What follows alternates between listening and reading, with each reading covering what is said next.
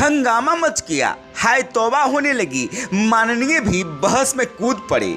हर ओर चर्चा, हर ओर नाराजगी। आखिर हो क्या रहा है बिहार में?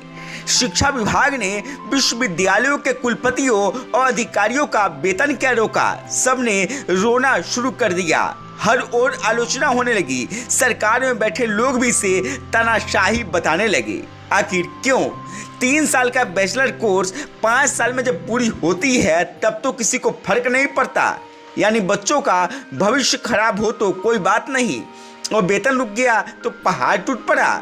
दरअसल शिक्षा विभाग ने विश्वविद्यालयों के कुलपतियों और अधिकारियों की मीटिंग बुलाई थी। के पाठक सभी से बात करना चाहते थे। मकसद था बिहार के विश्वविद्यालयों में सुधार लाना, विश्वविद्यालयों की छवि सुधारना, वहां विश्वास की बहाली करना।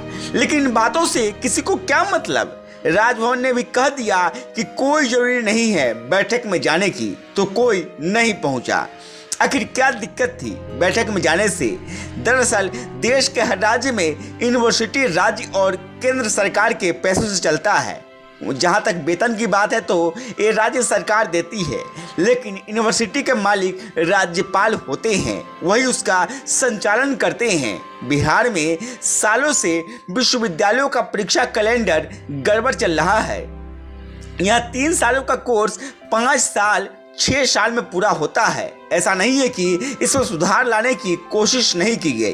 कई राज्यपाल ने पहल की, थोड़ा सुधार दिखा भी, लेकिन राज्यपाल हटे और व्यवस्था फिर चौपट। वर्तमान शिक्षा विभाग के अपर मुख्य सचिव के पाठक, जो अगले कुछ दिनों में शायद ही इस पद पर बने रहे क्योंकि वो केंद्रीय प्रतिनियुक्ति पर जा रहे हैं, उन्होंने जिस तरह स्कूल की छवि में सुधार की पहल की है, वैसे ही वो विश्वविद्यालयों में भी सुधार लाने की कोशिश में है। उन्होंने संबंधित अधिकारियों को मीटिंग में बुलाया था, लेकिन 2 विश्वविद्यालयों के ही छोटे स्तर के प्रतिनिधि पहुंचे, जिसके बाद शिक्षा विभाग ने अधिकारियों का वेतन रोक दिया, साथ ही उनके वित्तीय अधिकारी को भी सस्पेंड कर दिया। तर्क है कि जब पैसा सरकार देगी तो कुलपति मनमानी क्यों करेंगे? मनमानी तब बर्दाश्त भी की जा सकती थी जब वहाँ व्यवस्था बेहतर होता, इसलिए सभी का वेतन रोक दिया गया। इसके बाद चारों ओर से के पाठक पर हमले होने लगे। कुलपति के साथ ही राजभवन भी नाराज बताया जा रहा है। कई विधायक सदन में भी उछल कूद करने लगे, के पाठक पर ही एक्शन की मांग करने लगे।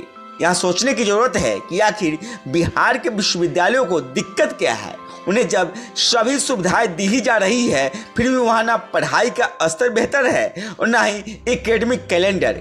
एक भी विश्वविद्यालय में ना स्तर की पढ़ाई कराई जा रही है और ना ही समय पर परीक्षा ली जा रही है। परीक्षा ली भी जा रही है तो रिजल्ट आने में महीनों लग जाते हैं। वहीं अगर स्कूल की बात करें तो बिहार के स्कूलों में 1 साल पहले ही परीक्षा की तारीख तय कर दी जाती है। इतना ही नहीं, वहाँ रिजल्ट भी रिकॉर्ड समय में दी जाती है, जबकि विश्वविद्यालयों के मुकाबले स्कूलों में कई गुना अधिक बच्चे पढ़ते हैं।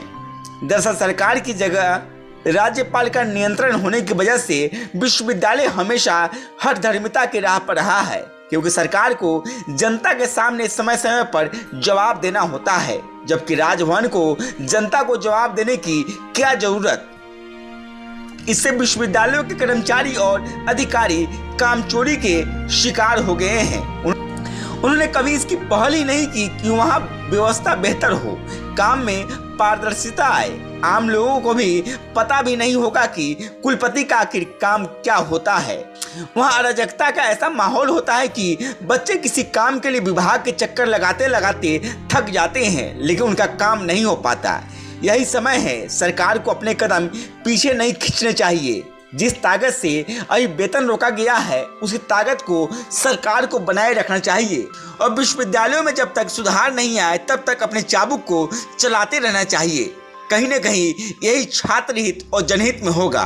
गांव तक बिहार की रिपोर्ट। अगर आपने हमारे चैनल को सब्सक्राइब नहीं किया है तो सब्सक्राइब करें, साथ ही वीडियो को लाइक शेयर और कमेंट करें। धन्यवाद।